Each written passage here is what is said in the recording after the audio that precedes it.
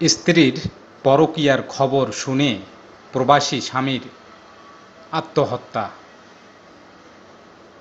প্রেম করে বিয়ের পর ভালোই চলছিল মহেশপুর উপজেলার পাঁচপোতা গ্রামের আশিকুর রহমান আশিক ও শিলার সংসার। তাদের উভয়ের বাড়ি পাঁচপোতা গ্রামে। বিয়ের কিছুদিন পর সিঙ্গাপুর চলে যান আশিক। স্ত্রী বাপের বাড়ি ও শ্বশুরবাড়ি যাতায়াত করতে থাকেন।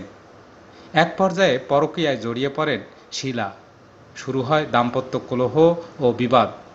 অজ্ঞাত কারণে স্বামীর বাড়ি আসা বন্ধ করে দেয় স্ত্রী শিলা। শিলার মা শর্ত জুড়ে দেয়, আশিক পৃথক না হলে স্বামীর বাড়ি আসবে না।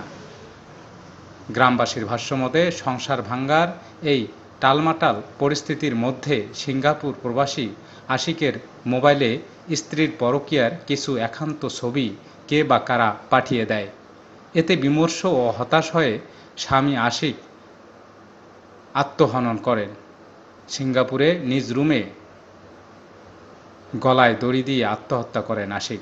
7 দিন পর মঙ্গলবার মধ্যরাতে আশিকের মৃতদেহ সিঙ্গাপুর থেকে মহেশপুরের পাঁচপোতা গ্রামে পৌঁছায়। এ সময় স্বজনরা কান্নায় ভেঙে পড়েন। বুধবার সকালে আশিককে পারিবারিক কবরস্থানে দাফন করা হয়।